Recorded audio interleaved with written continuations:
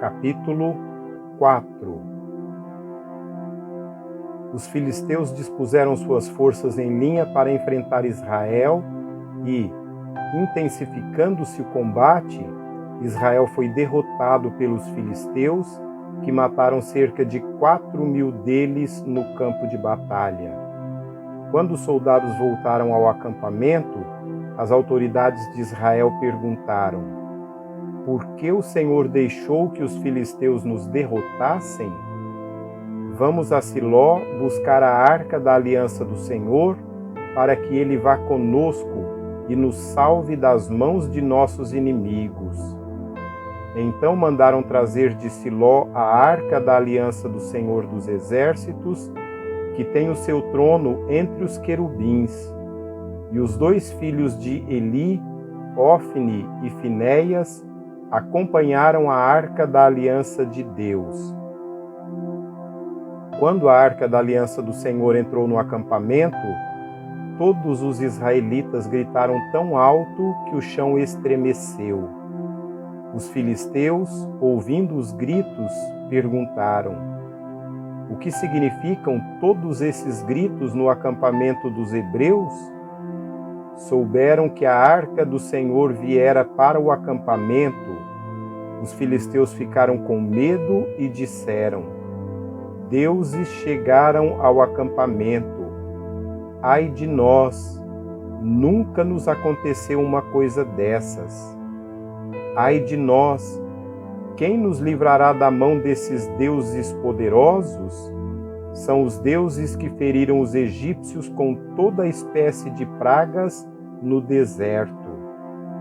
Sejam fortes, filisteus.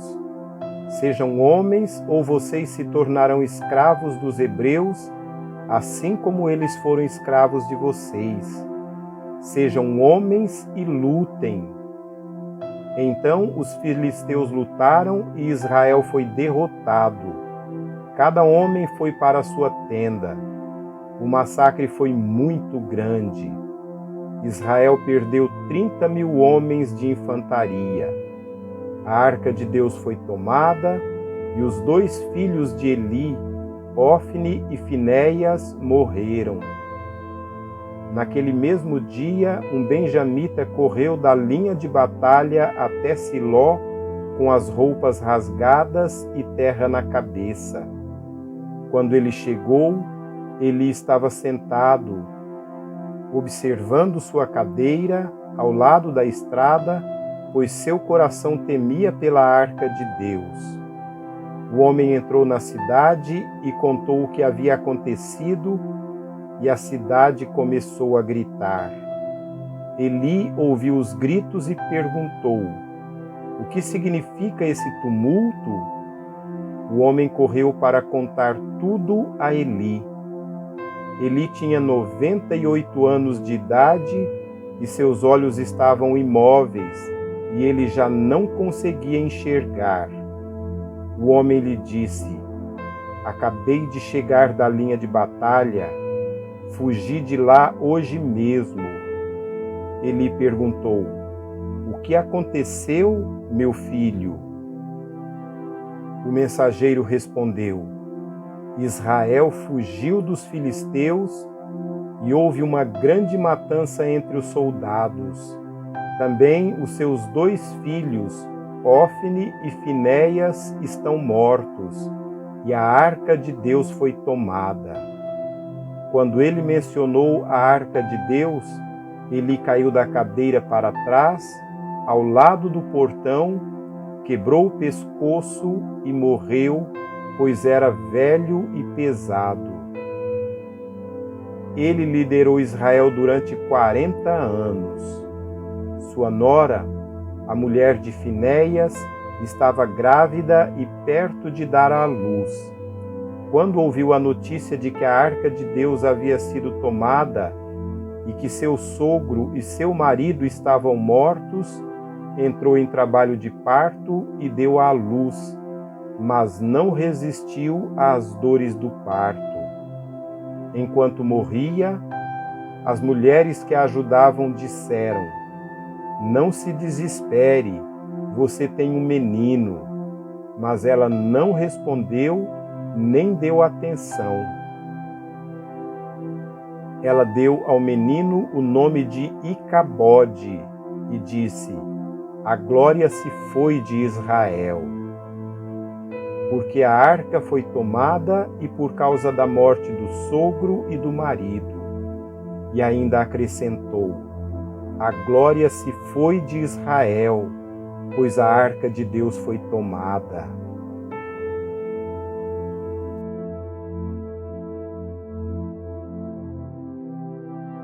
Capítulo 5.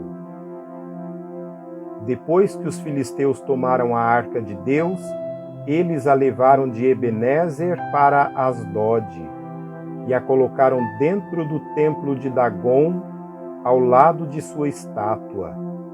Quando o povo de Asdode se levantou na madrugada do dia seguinte, lá estava Dagon caído, rosto em terra, diante da arca do Senhor.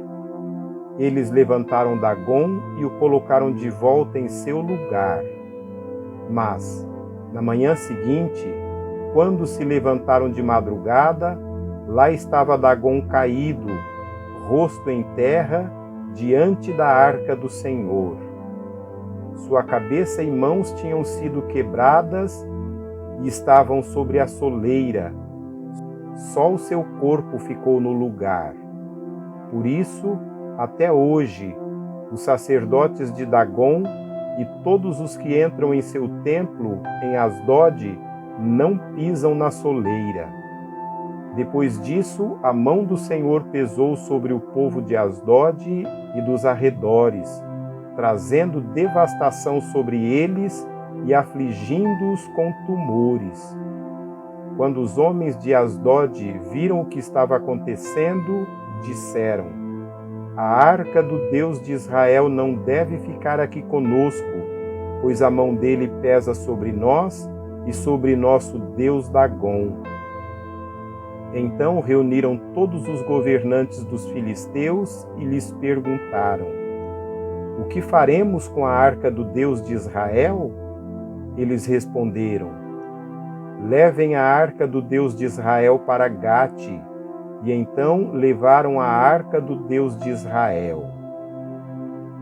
Mas, quando a arca chegou, a mão do Senhor castigou aquela cidade e trouxe-lhe grande pânico. Ele afligiu o povo da cidade, jovens e velhos, com uma epidemia de tumores. Então enviaram a arca de Deus para Ecrom. Quando a arca de Deus estava entrando na cidade de Ecrom, o povo começou a gritar: eles trouxeram a arca do Deus de Israel para cá, a fim de matar a nós e a nosso povo. Então reuniram todos os governantes dos filisteus e disseram: levem embora a arca do Deus de Israel, que ela volte ao seu lugar. Caso contrário, ela matará a nós e a nosso povo. Pois havia pânico mortal em toda a cidade, a mão de Deus pesava muito sobre ela. Aqueles que não morreram foram afligidos com tumores, e o clamor da cidade subiu até o céu.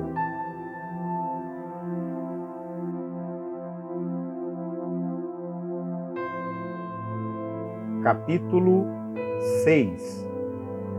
Quando já fazia 7 meses que a arca do Senhor estava em território filisteu, os filisteus chamaram os sacerdotes e adivinhos e disseram: o que faremos com a arca do Senhor? Digam-nos com o que devemos mandá-la de volta a seu lugar? Eles responderam: se eles devolverem a arca do Deus de Israel, não mandem de volta só a arca, mas enviem também uma oferta pela culpa. Então vocês serão curados e saberão por que a sua mão não tem se afastado de vocês.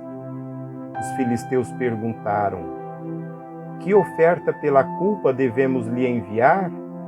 Eles responderam: 5 tumores de ouro e 5 ratos de ouro, de acordo com o número de governantes filisteus, porquanto a mesma praga atingiu vocês e todos os seus governantes. Façam imagens dos tumores e dos ratos que estão assolando o país e deem glória ao Deus de Israel. Talvez ele alivie a sua mão de sobre vocês, seus deuses e sua terra. Por que ter o coração obstinado como os egípcios e o faraó? Somente quando esse Deus os tratou severamente, eles deixaram os israelitas seguir o seu caminho. Agora, então, preparem uma carroça nova com 2 vacas que deram cria e sobre as quais nunca foi colocado jugo. Amarrem-nas à carroça, mas afastem dela os seus bezerros e os ponham no curral. Coloquem a arca do Senhor sobre a carroça e ponham numa caixa ao lado os objetos de ouro que vocês estão enviando como oferta pela culpa. Enviem a carroça e fiquem observando. Se ela for para seu próprio território, na direção de Bet-Semes, então foi o Senhor quem trouxe essa grande desgraça sobre nós. Mas, se ela não for, então saberão que não foi a sua mão que nos atingiu e que isso aconteceu conosco por acaso. E assim fizeram. Pegaram 2 vacas com cria e as amarraram a uma carroça e prenderam seus bezerros no curral. Colocaram a arca do Senhor na carroça e junto dela a caixa com os ratos de ouro e as imagens dos tumores. Então as vacas foram diretamente para Bet-Semes, mantendo-se na estrada e mugindo por todo o caminho. Não se desviaram para a direita nem para a esquerda. Os governantes dos filisteus a seguiram até a fronteira de Bet-Semes. Ora, o povo de Bet-Semes estava colhendo trigo no vale e, quando olharam e viram a arca, alegraram-se muito. A carroça chegou ao campo de Josué, de Bet-Semes, e ali parou ao lado de uma grande rocha. Então cortaram a madeira da carroça e ofereceram as vacas como holocausto ao Senhor. Os levitas tinham descido a arca do Senhor e a caixa com os objetos de ouro e colocaram sobre a grande rocha. Naquele dia, o povo de Bet-Semes ofereceu holocaustos e sacrifícios ao Senhor. Os 5 governantes dos filisteus viram tudo isso e voltaram naquele mesmo dia a Ecrom. Os filisteus enviaram ao Senhor como oferta pela culpa esses tumores de ouro. Um por Asdod, outro por Gaza, outro por Ascalon, outro por Gate e outro por Ecrom. O número dos ratos de ouro foi conforme o número das cidades filisteias que pertenciam aos 5 governantes, tanto as cidades fortificadas como os povoados no campo. A grande rocha, sobre a qual puseram a arca do Senhor, é até hoje uma testemunha no campo de Josué, de Bet-Semes. Deus, contudo, feriu alguns dos homens de Bet-Semes, matando 70 deles, por terem olhado para dentro da arca do Senhor. O povo chorou por causa da grande matança que o Senhor fizera, e os homens de Bet-Semes perguntaram: quem pode permanecer na presença do Senhor, esse Deus santo? Para quem enviaremos a arca? Para que se afaste de nós? Então enviaram mensageiros ao povo de Quiriate-Jearim, dizendo: os filisteus devolveram a arca do Senhor. Venham e a levem para vocês.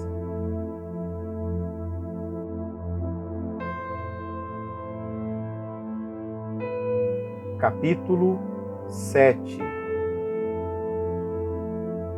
Então os homens de Kiriat Jearim vieram para levar a arca do Senhor. Eles a levaram para a casa de Aminadab, na colina, e consagraram seu filho Eleazar para guardar a arca do Senhor. A arca permaneceu em Kiriat Jearim muito tempo, foram 20 anos, e todo o povo de Israel buscava o Senhor com súplicas. E Samuel disse a toda a nação de Israel: se vocês querem voltar-se para o Senhor de todo o coração, livrem-se então dos deuses estrangeiros e dos postes sagrados, consagrem-se ao Senhor e prestem culto somente a Ele, e Ele os libertará das mãos dos filisteus. Assim, os israelitas se livraram dos Baalins e dos postes sagrados e começaram a prestar culto somente ao Senhor.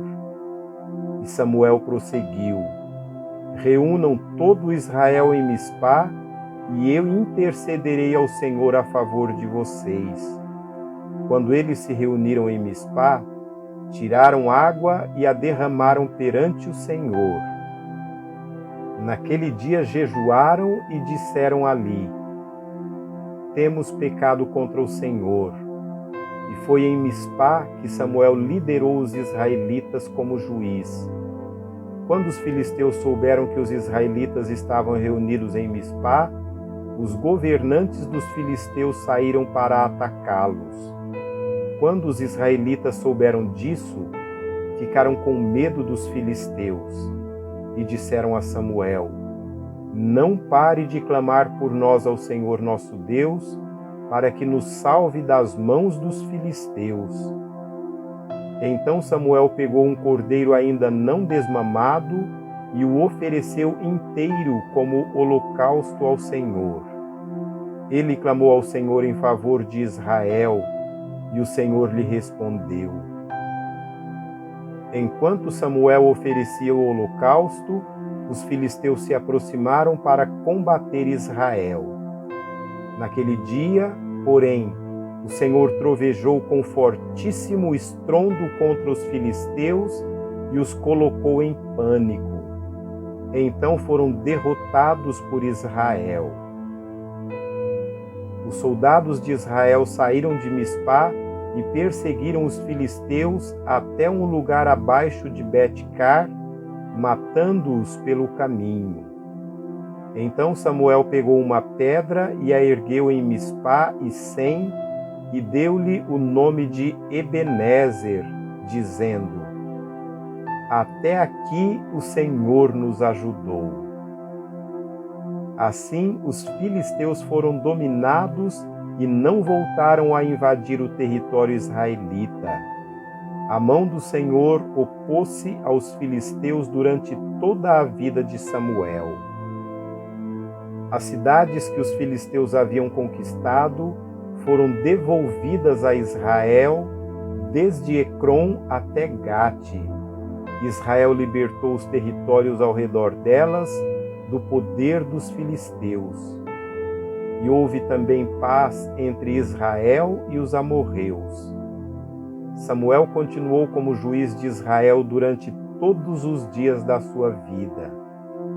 A cada ano percorria Betel, Gilgal e Mispá, decidindo as questões de Israel em todos esses lugares, mas sempre retornava a Ramá, onde ficava sua casa.